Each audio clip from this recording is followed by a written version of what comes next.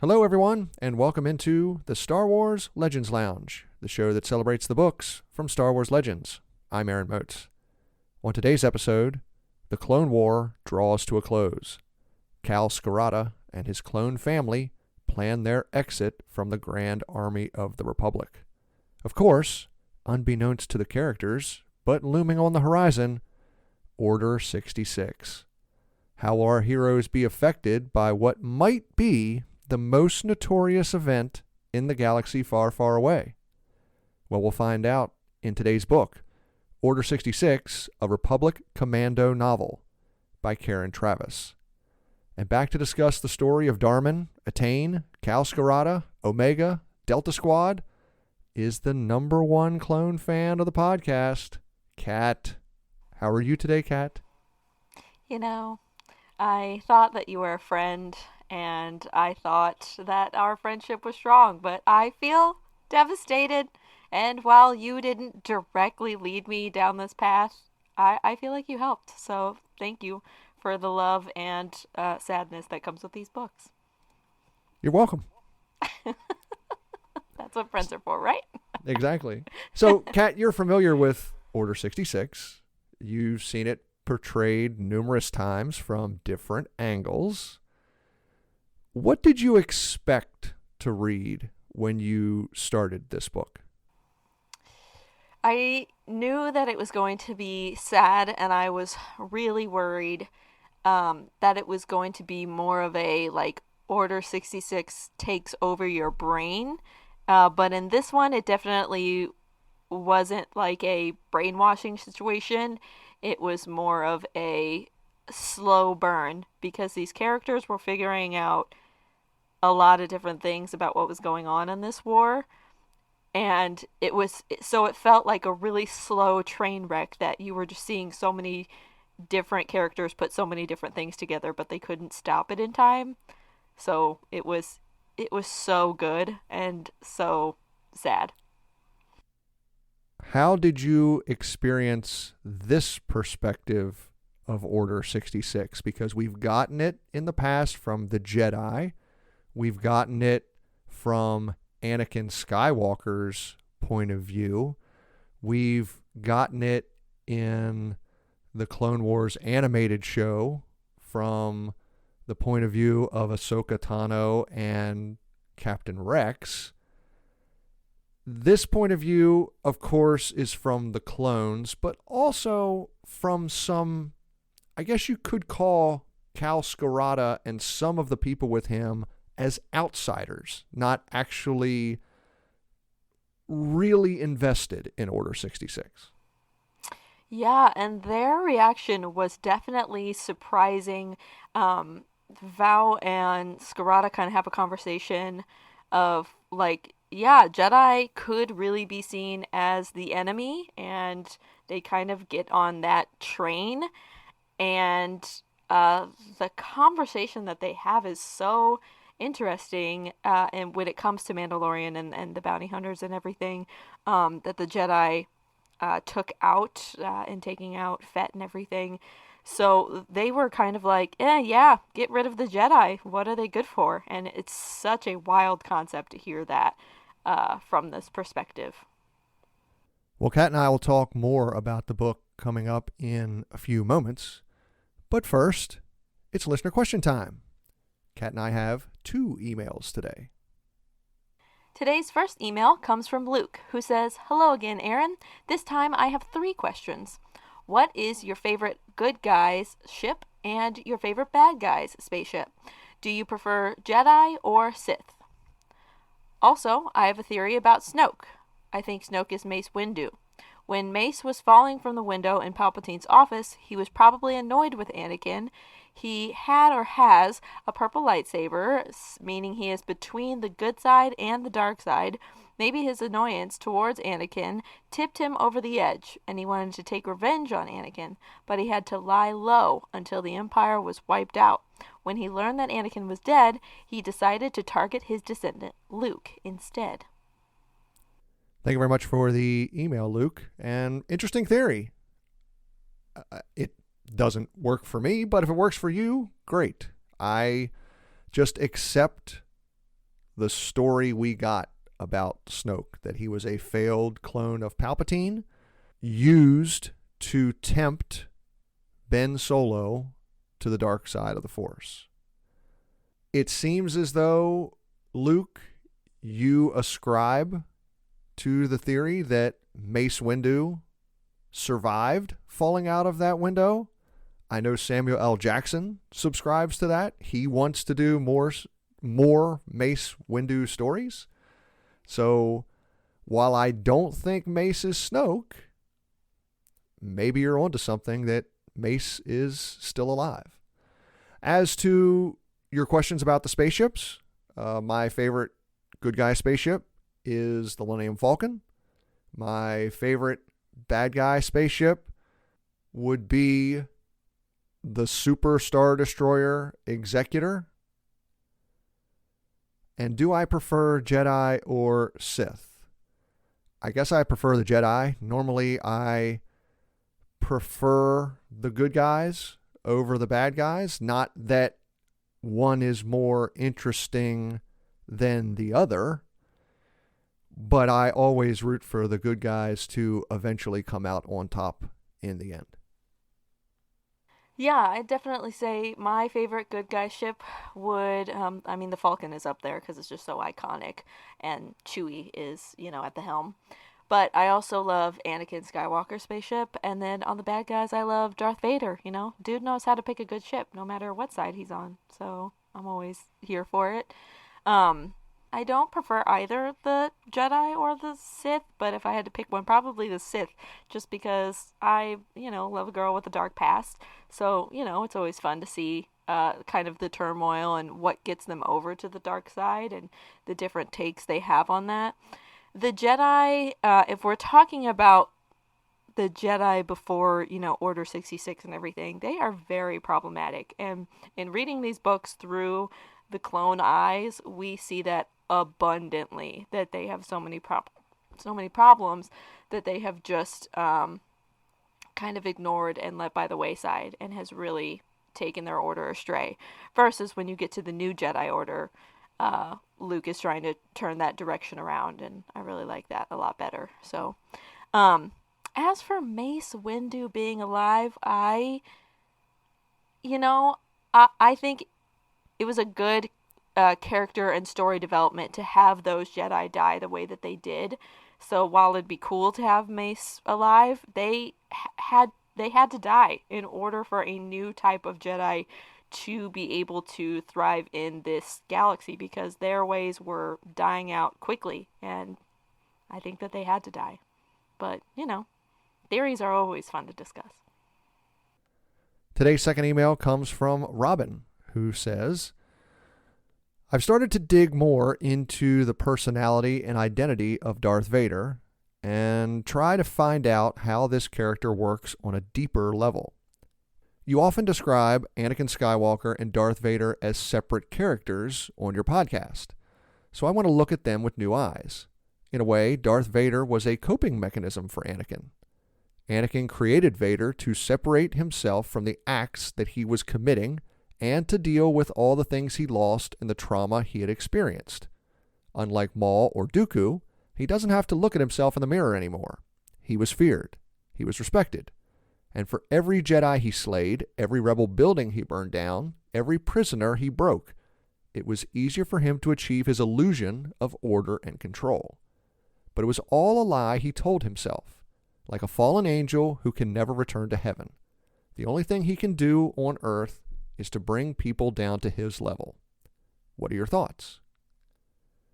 Well, thank you very much for the email, Robin. That's a very interesting description of Vader. I can see your point of view. I agree with a lot of your perspective on Vader. Even though I describe Vader many times as one entity and Anakin as another entity, mostly that's because of my age and how I grew up. I had a relationship with Vader for 21 years before I was introduced to Anakin Skywalker in The Phantom Menace. They didn't feel connected to me. I know they are the same character, but that's why I describe it that way. The one part I don't agree with in your description is that Vader is a coping mechanism for Anakin. Anakin always believed that if there was a firmer grip on the galaxy, controlling people, maintaining order, that the galaxy would be better off.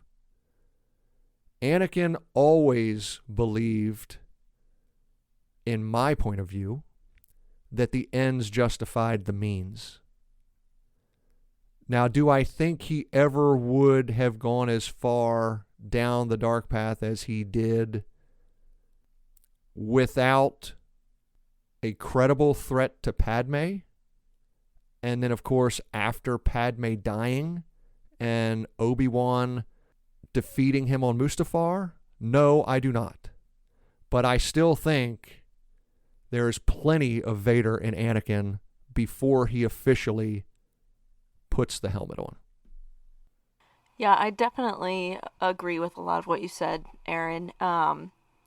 And I love the point that Robin brings up about the mask kind of helping him feed into that illusion just a little bit more.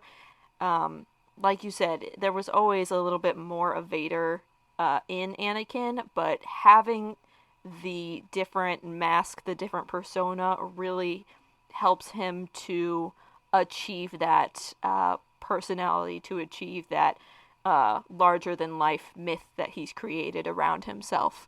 And definitely like using that imagery of the mask kind of being the power that he shows. And he, you know, he likes to be famous. He likes to be well known as Anakin or Darth Vader. He wants people to know that he's the most powerful, that he's the best at the lightsaber battles, that everything. So just being able to kind of further that myth of himself definitely helps him feed into that psychosis and kind of get rid of reality for himself. The consequences, like you said, don't matter as much as long as the means are met. Thanks again for the emails, Luke and Robin. Now, listener, if you have a question for the show, you can email me at swlegendslounge@gmail.com or send me a tweet at legendslounge1. And if you'd like to get your voice on the show, just record a short message and email it in. Just please record it in MP3 audio format. And coming up at the end of the show, Kat and I have received some Star Wars character groupings. You'll want to stay tuned for that. But now it's time for today's book, Order 66, a Republic Commando novel by Karen Travis. Grab yourself a drink. Let's head in to the Star Wars Legends Lounge.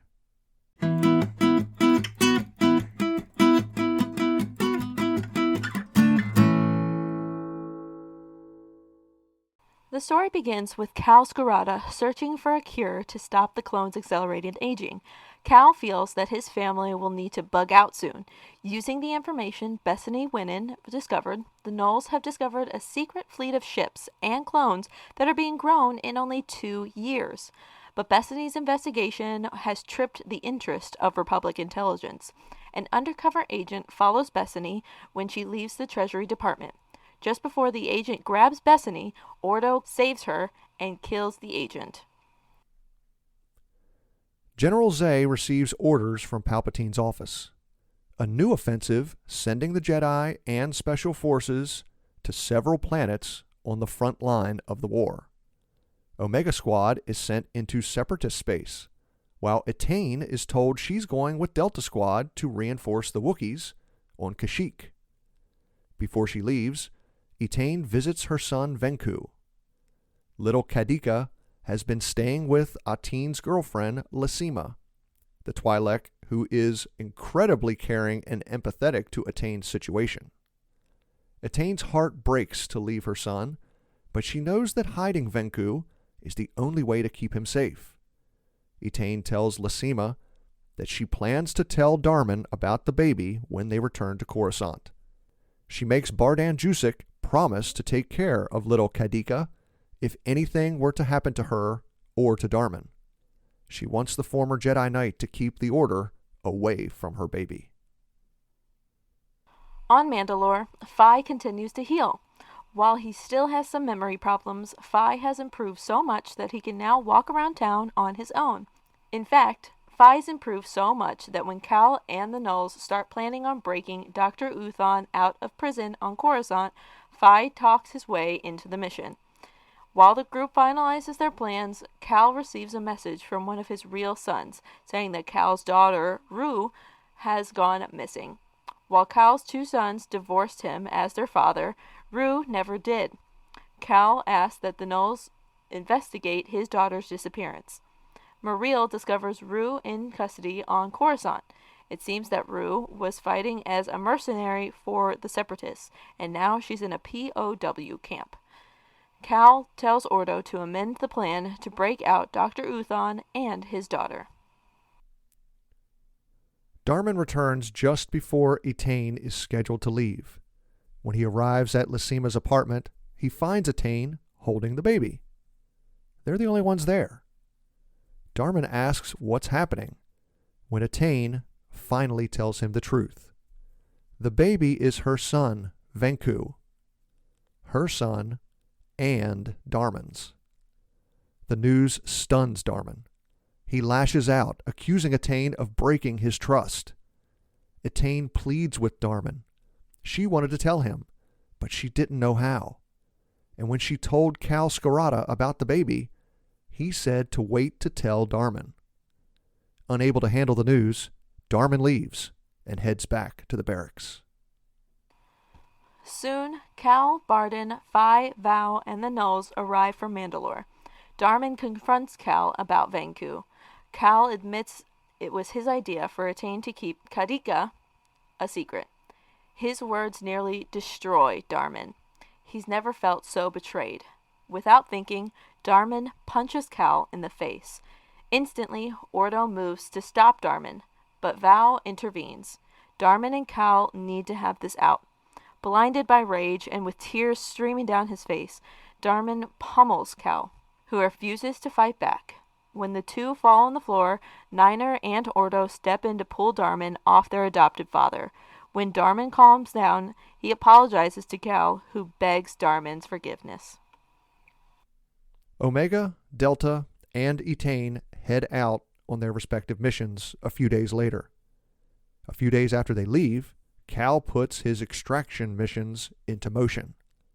Fi and the ARC trooper deserters, Sul and Spar, head to the POW prison. They present fake transfer orders to walk in and abduct Rue.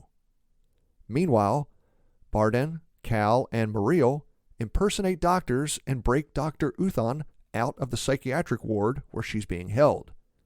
As they leave, Bardan gets a weird feeling in the Force, coming from one of the other rooms. Inside, they find a woman who's nearly psychotic. But Cal recognizes her. It's Arla Fett, Jango Fett's sister. But she's been missing for years. Bardan doesn't know why, but the Force tells him to take Arla with them. Etain and Delta help Master Yoda lead the counteroffensive on Kashyyyk. They help the Wookiees push the droid army out of the trees and back to the beachhead. Tragedy strikes when a missile hits the bunker where Etain and Delta are hiding. Sev is lost in the blast, causing Scorch to go nearly berserk searching for his brother in the rubble. They aren't able to find Sev when Yoda calls a retreat. General Grievous and the Separatist fleet have arrived at the capital. The Battle of Coruscant has begun. Etain and Delta Squad arrive on Coruscant in the midst of the battle. They avoid the fighting and make their way down through the atmosphere. As Etain heads to the Special Ops headquarters, Cal puts out the call to everyone. It's time to bug out and head to Mandalore. Etain records a message for General Zay, resigning her commission and leaving the Jedi Order.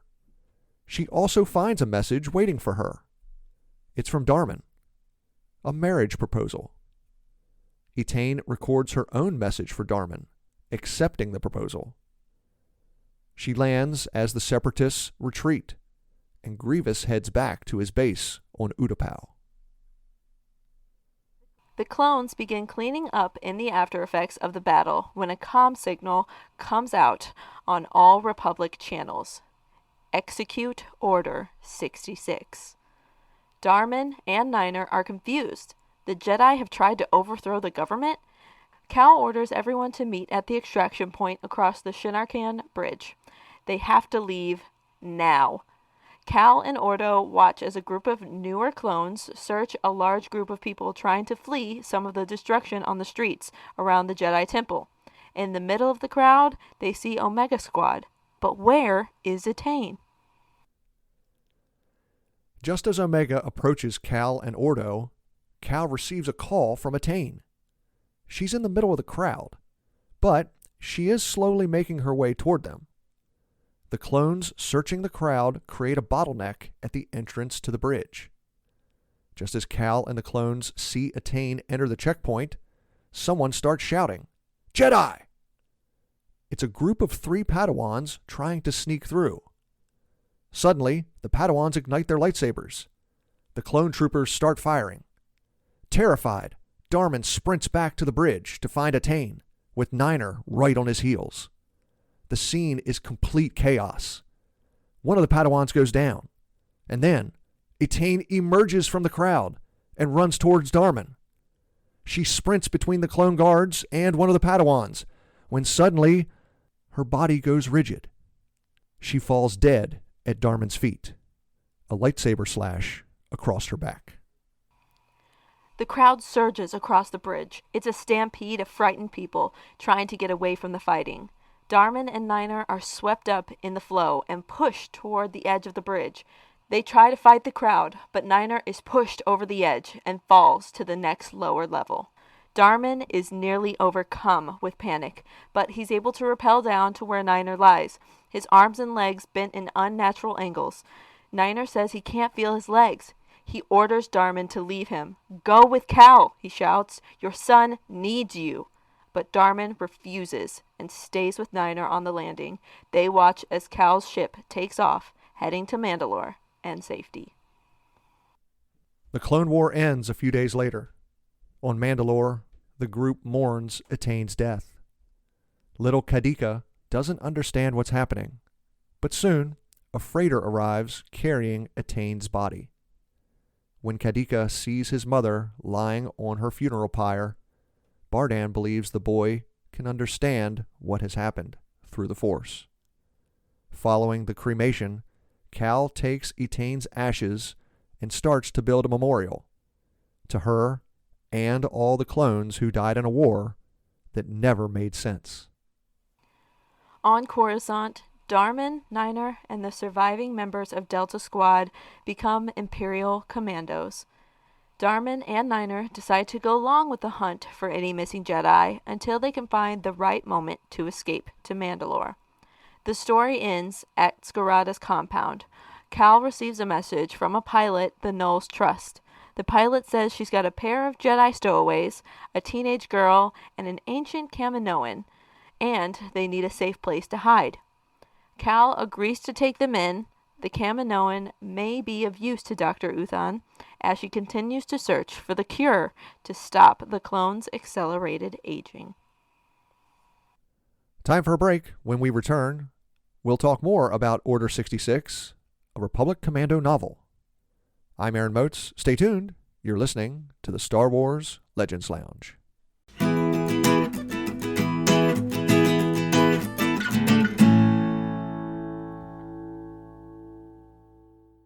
Thank you for listening to the Star Wars Legends Lounge, where we celebrate the books from Star Wars Legends. But let me take a moment and recommend a book from Star Wars canon. Padawan is the story of young Obi-Wan Kenobi's first solo mission. Determined to win the approval of his master, Qui-Gon Jinn, Obi-Wan tries to help a group of young people on a strange, dangerous planet. Can Obi-Wan save the teens before the planet destroys them? Find out in Padawan by Kirsten White.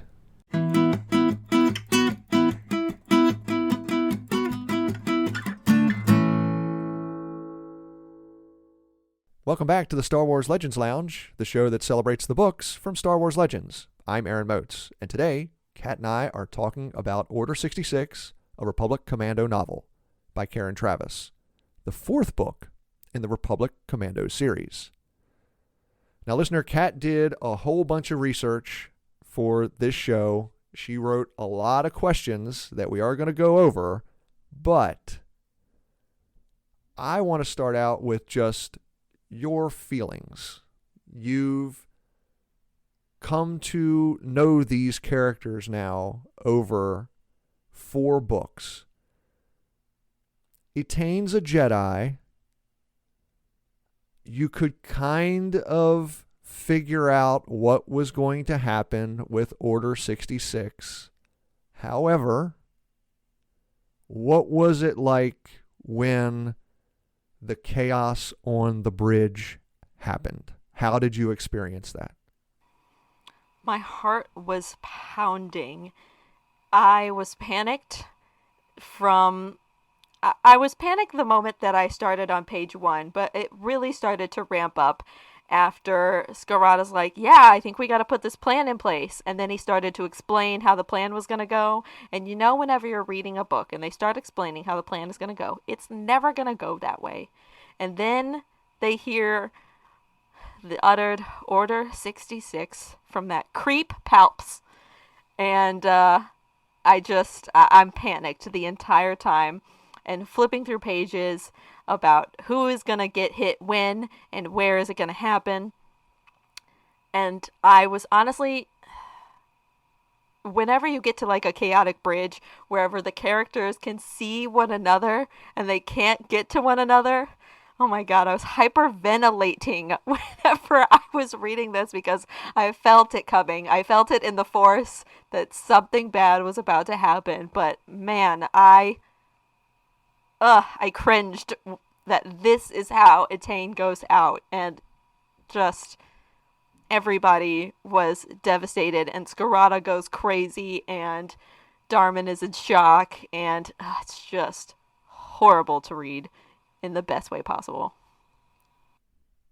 And then what did you think about Darman and Niner specifically, but also Delta Squad, deciding to remain with the newly formed Empire and not go with Scarata and the rest of their adopted family because they had this escape plan?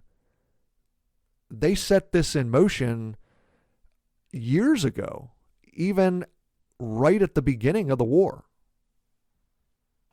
It feels terrible, right? Because the entire, the last half of the last book and most of this book, all of these characters, definitely in Omega Squad, and even towards the end with Delta Squad, they're like, yeah, I don't want to do this for the rest of my life. I absolutely don't want to do this anymore right now.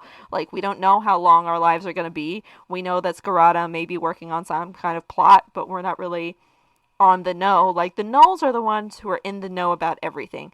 But Omega and Delta Squad only know pieces. They assume a lot, but they don't know exactly what's going on. So their decision to stay is for their brothers, which is the decision that they make every single time. So it absolutely makes sense for them to, for Darman specifically, he's staying with Niner because he doesn't want them to basically execute him because he can't function. The other ones, I'm a little like, go, please leave, please get some happy endings in here. Like, it breaks my heart that they stay. I get it on some level because it's for their brethren, but I hate it. Is that kind of how you felt? Like, do you remember whenever you read it the first time or even this time through? So this is the second time I've read it. I was still really just focused mostly on the family unit. Etain, Darman, and little Venku, little Kadika. That's how I experienced this one. This version of Order 66, to me, is almost as personal as how we experienced Order 66 in the Clone Wars animated show through Ahsoka's eyes. The only reason that one's a little more personal to me is because we got more time with Ahsoka. We learned more about Ahsoka. But still, I love these characters too. And I think it's that personal relationship that we, the audience, have with characters that we grow to love that makes these events so heart-wrenching. Yeah, absolutely. And like, again, these books are so good at giving us little moments with these characters. We don't just get like big action sequences and overarching like plots or storylines, or I mean even the romances. We get little moments with each couple that makes it feel like this is why they go together, or so the fact that we get, these little interactions between Delta and Omega, between Scarada and his boys. I mean, these books do a lot of work for me, and I think that's why I'm just worried about all of them 100% of the time, knowing that this Order 66. And so I feel like the way that they portrayed it with like the new clones that they had accelerating growth, those clones were more of a quote unquote brainwashed situation versus these original older Commando and ARC troopers. Don't have that same, they don't have the quote unquote chip, or they don't have the same brainwashing. They're just kind of like, oh, we know the orders. We never thought they'd be implicated, but I mean, an order is an order, and if the Jedi have gone rogue, we know that some of the Jedi are not so bad, but we don't know that about all of the Jedi. So it's just crazy to me. So I was going to bring that up a little later, but since you broached the topic, let's bring it up now. Until the early 2010s, with the Clone Wars animated show and with Rebels, we, the audience, didn't really have any knowledge about inhibitor chips. Order 66 was simply an order given to the clones. They followed the order and started executing the Jedi. There are some fans who prefer the version of Order 66 taking place this way. The way we see it in the Republic Commando video games, the way we see it in these books here. And there are others that prefer the inhibitor chip storyline. One thing I've always felt challenged about was just how, after the order is given, how the clones that we see in Revenge of the Sith just instantly turn and start shooting their Jedi generals. You mentioned it. I think Karen Traviss does a good job in this book trying to explain that, is the flash learning that a lot of the newer clones get. I think there are pros and cons of both versions of why the clones turn, but I think ultimately the version I like just a little better is the inhibitor chip reason for why the clones turn. And I say that because of how instantly they turn in Revenge of the Sith. And I also think it's a more tragic story from the clones' point of view after, we've grown to love these characters, is they've almost been turned into the droid army that they hate. And I think dramatically, that's kind of delicious. Yeah, that's great storytelling that they unbeknownstly become, which, as Scarada and Ordo and the Knolls kind of put together, this war is a whole, facade anyway.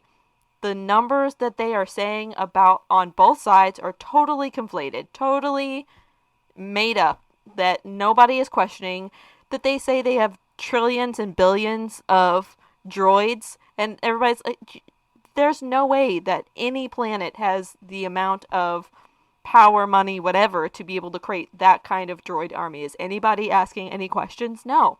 Same thing with, like, the clones are on this side. They know how many clones are left, and they're like, don't know where you're going to be getting new clones or when, because they're certainly not coming from Commando.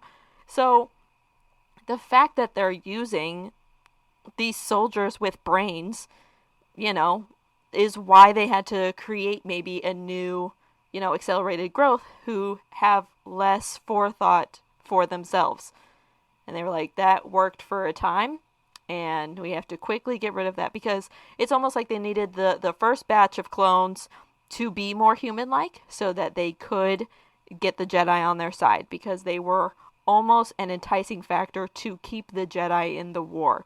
Because if you get the point of view from Jusik whenever he started, Etain whenever she started, many of the Jedi stayed in that war as generals so that they could protect the clones around them. So they were almost that enticing factor to keep those Jedi there, to then be able to flip the clones on them. It's a whole diabolical, scary, scary story to be a part of.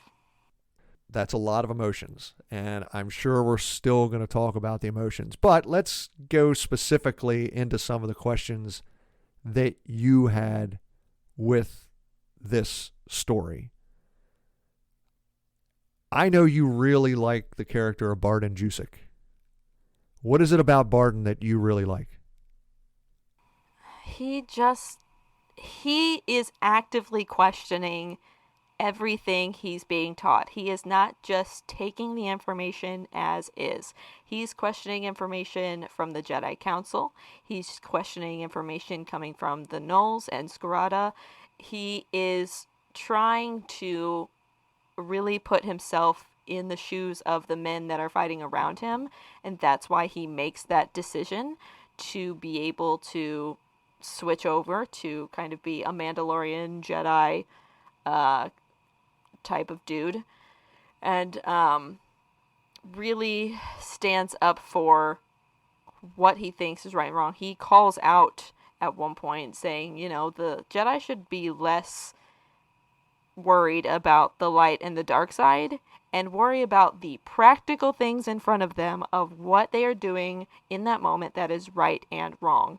And I think that has a lot of validation in these books that we're watching.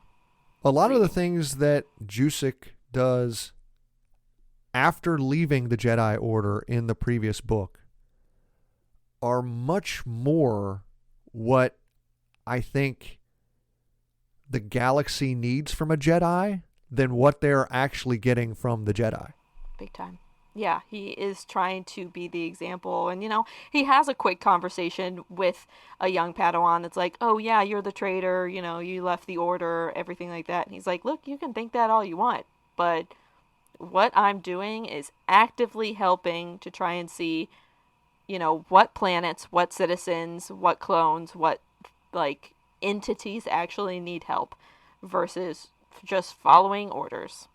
So if that's the life you want to lead, then you follow orders, like the droids, Yeah, he's one of the few people that we know of that is trying to help the innocents who are caught up in this war. Not the Grand Army of the Republic, not the members of the Separatist Alliance who have plunged the galaxy into civil war. Barden is trying to help the people on these war-ravaged planets that have been just caught up in the fighting. Yeah, absolutely. He has the best of intentions, and he tries to follow through on those as best as he can. And I think that that's absolutely the example that the Jedi should be trying to go after. And kind of, Etain feels the same way. Etain does feel the same way. She felt the same way in the first book, Hard Contact. The only issue with Etain is she could never overcome the loyalty that she felt to her soldiers. She wants to leave. She wanted to leave for 3.5 books. She finally has had enough, and she does leave in this book. But if only she could have left sooner. If only she could have left when Barden left. Yes. If only she could have just gone straight from Kashyyyk to Mandalore and totally skipped. Why did she need to go back to Coruscant? Why? Just to break our hearts? Thanks, Attain. Unnecessary. Yeah, because Kadika wasn't there. Kadika was on Mandalore at that point. She could have just gone to her son. Yeah, absolutely. And I she knew that was the plan. I know that, the messages weren't getting through from Coruscant, but I feel like she could have, for 2 seconds, done a meditation and sensed where Kadika was and gone. Done and done. Like, she shoulda, coulda, woulda, so many things. Like, just stay in place and wait for them to come and get her. Or just, so much. It's fine. So one of the things you said that you enjoy about all of these stories are the little blurbs at the beginning of each chapter that aren't really involved in the plot or with the characters in the chapter, but they kind of describe the theme of what people are going to read going forward. And they also foreshadow some of the stuff you're going to read going forward. I remember in one of the blurbs, they start talking about the 150 orders that the clones have to memorize. And one of the orders is Order 66. And what it says, in the event that the Jedi try to overthrow the Supreme Chancellor, the clones have to execute the Jedi. The Grand Army of the Republic is the Jedi's army. Nobody had any questions here. What? Guys. Obi-Wan discovers them in Attack of the Clones. The Kaminoans turn them over to the Jedi. Yoda even says, yeah, it's kind of weird that there's this secret army of 2 or 3 million clones from 10 years ago that we don't really have any idea about. But you know what? They might come in handy in this war. Let's take them in. And don't know who ordered them, who paid for them. Hello? But yet, as they're serving alongside of them, not once do they start to look at the protocols and say, hey, Order 1, yeah, that's kind of cool. Order 150, man, you guys have a lot of... Wait, what's this Order 66 right here? Right, execute every single one of them immediately? You mean, Cody, you're going to turn around and shoot at me if this comes out? Hello? What? Guys, nobody looked at they're like, oh, and everybody is so nonchalant about it. They're like, yeah, we got to memorize, though. It's fine, everybody. You almost forget them, but, you're just kind of fed them at an early age. And there's a couple other ones that, you got to get rid of this race of aliens or this race. Like, that's not the only one that has complete annihilation of a certain type of being in the galaxy. What? And part of me is also curious because Jango Fett found these sergeants to help train all of them. The sergeants are pounding these orders into the clones' heads. So they go to work for the Jedi, and I'm surprised that, we know how much Cal Scarata likes to talk. I'm surprised at some point Cal doesn't look over at Barden and say, hey, there's this one order that I had to teach the Nulls and Omega and Delta. It's called Order 66, and here's what it says. You think at that time Barden wouldn't have gone to General Zay and said, hey, General, we may have an issue here with this one order. You may want to look into this. Run it up the chain a little bit. See if the High Council has any idea about this. Literally ask any clone because they all know them and have them recite all 150. Flag the ones that we have problems with, which I'm sure are 149 out of those 150. And I don't know, ask some questions, do some re-education. The Padawans and the younglings too? Like, what do they have to do with this? Also, specifically after we go after the Chancellor, you're saying it specifically says the Chancellor, in parentheses, Palpatine. You know? Like, it's not in, it's in parentheses that it's Palpatine. So, like, should we, like, ask the Chancellor? Like, should we follow the money trail? I'm just, ask any questions, is all I'm saying. But it's almost like I said, that's why I think this Jedi Order had to die. Because they are all just like breathing in their own hot air. Everybody is taking the responsibility off of like, we have to win this war. But nobody is asking, why are we fighting this war? Why aren't we making any progress? Or why are we continuing to let the Senate tell us where to go, but also we're independent and the army is ours, but not really because they're also the Republic's property? What? And these are people that are property? Kind of like slaves? Okay. And even the Jedi in these stories, when they're discussing the clones with each other, the Jedi will, a couple of them will say, you know, it's probably not right that we're using slave soldiers here. I both love and hate this storyline so much because at any point, one singular citizen, Jedi, Republic senator, so many people on this planet of Coruscant and in the galaxy could have asked any questions. None of them do, which feels they do, but they ask them too late or they figure it out like not too soon.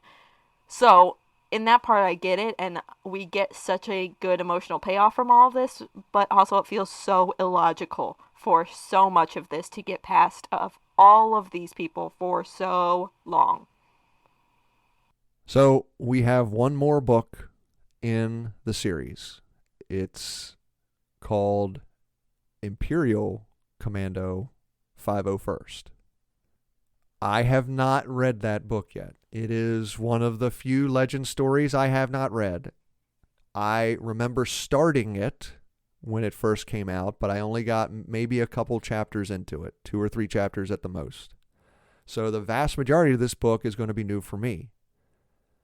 What are you expecting in this next story coming up? Because I had asked you previously, do you think Venku, a.k.a. Kadika, is ever going to know his parents? Well, he's not going to know Attain now. I personally don't think Darman is going to get out and get to Mandalore and the safe house. Yeah, it doesn't feel great that they are. I feel like it's definitely if we do see the two in the same place together, it's not going to be for very long. Or like he will have been poisoned, or something will happen where he gets to say goodbye. Your mother and I loved each other, and we love you. But I don't think, or he'll leave the kid a message. I just don't know about him getting off and how they're going to be able to get away from the Grand Army. I don't know how exactly that looks. It probably is not going to be great. But I'm really hoping that maybe Niner at least gets off and he's like, look, your dad saved me and I will forever owe you a debt. And all of Omega Squad will kind of be in that same. So he'll have this huge group of, previous clones and Mandos around him to be able to tell the story of his parents. Do you think the Empire is going to chase down Cal Skirata and the group on Mandalore? Because they're deserters. Yeah, and I'm sure Palpatine does not want that story out there of, these are how events could have been. He doesn't know what they know, which is even worse. So he suspects that they know some things here and there. But also, if you refer to like the middle of the book, these clones have squirreled away trillions of credits, guys. 1.3 trillion. So many.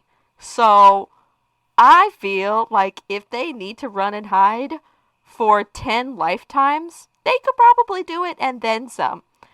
I don't know how that'll look. They might lose a few on the way.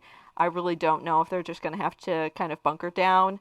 He's definitely going to come after them, and it's not going to be pretty.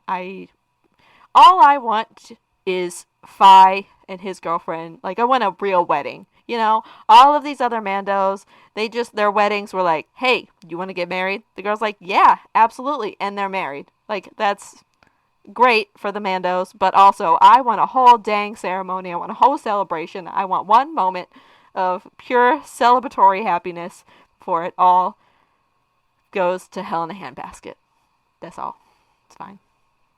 So one thing I do know from reading other legend stories is that two of the characters in these stories do live on. So it's not like everyone is going to be killed. I'm not going to say who they are. Other than those two characters, and listeners, you may be screaming at your radios or whatever you're listening to your podcasts on that you know who they are. Yeah, but don't tell me. Come on, guys. No. I'm not going to ruin it for Kat or any other listeners who may not know. But besides those two characters, I could see, quite a number of these characters not making it out of the next book. I don't believe that Dr. Uthon is going to stop the clones aging. I just see nothing really but heartbreak going forward. Well, Aaron, on that incredibly happy note. I mean, do you disagree? Can you see some happy endings going forward? Because I have a difficult time seeing it. I think that at least some of them are going to find quiet endings, or like it's never going to be quite happy, right? Because they're not going to have all their brothers with them. They're going to have to be in hiding.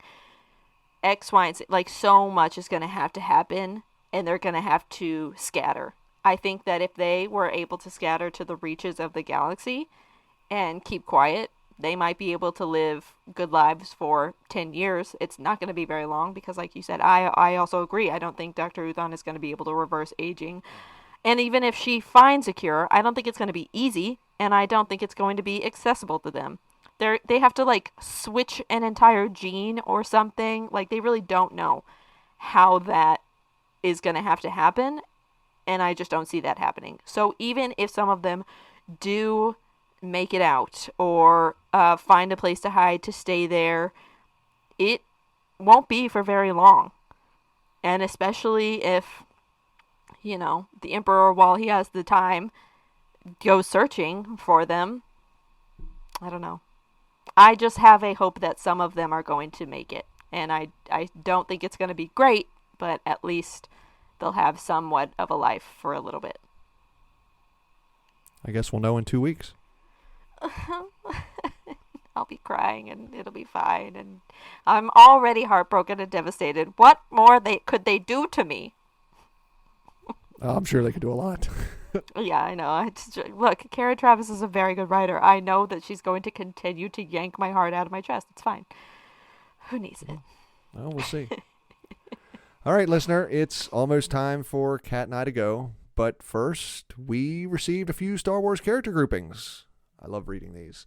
The first comes from Wes, who wanted to share his Mount Rushmore of Star Wars Legends authors. Wes's list consists of Timothy Zahn, James Luceno, Michael Stackpole, and Drew Karpyshyn. Wes says Karpyshyn wrote less than the others, but the Bane trilogy is his favorite Legends story. He says it's so masterfully written, he had to put Karpyshyn on his Mount Rushmore.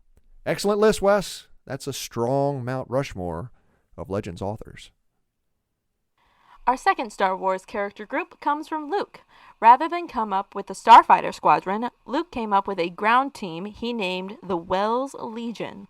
The commander is Mace Windu, with co-commanders Anakin Skywalker and Ki-Adi Mundi. Behind them are the Death Troopers from The Mandalorian, followed by the Galactic Marines and the Republic 5-0 Burst. And lastly, quite a few AT-ETs and AT-STs. Thank you for the email, Luke. That's a really cool ground force. I can't imagine many defenders holding up when the Wells Legion comes rolling onto the battlefield. Luke finishes his email with a fun fact. Luke says, "My mother's last name is Walker. My dad's last name is Wells. That's why my name is Luke Jared Wells. But I could have easily been called Luke Skywalker Wells. It's cool because Luke is my favorite Jedi." And that is really cool. It's absolutely cool, Luke. Keep that name in mind if you ever have a son. You can name him Luke Skywalker Wells. Do you think that'd be a good name, Kat? Absolutely. I think you should mint that immediately. You could always change your own name. Once again, thank you very much for the emails, Wes and Luke. Now, listener, send me in your favorite Star Wars character groups. Email me at swlegendslounge@gmail.com or send me a tweet at legendslounge1. And of course, send in your Star Wars questions or if you disagree with any of the opinions I've shared on the show. I love hearing from you all. Kat, it's time to wrap up. Thank you again for joining me today. It was always so much fun to talk about this crazy universe that we love so much. Thank you again for getting me into all of these emotions. You are the best and worst friend a gal could ask for. That's what I strive for. On our next episode, we'll wrap up the Republic Commando series with the fifth and final book, Imperial Commando 501st, by Karen Travis. As I said, it's one of the few Legends stories that I've never read, so Kat will both be first-timers. That should be fun. Yes, I'm so excited. If listeners would like to contact you or listen into your podcast, Animated Antics, how can they do that? Yeah, you can find me and Jay at Animated Antics. You can search us on Google Podcasts, Spotify, a couple other places. You can find us on Twitter at JandCat1. Cat is spelled K-A-T, and then J is just the letter. You can find us on Instagram at Animated Antics Pod or on Blue Sky.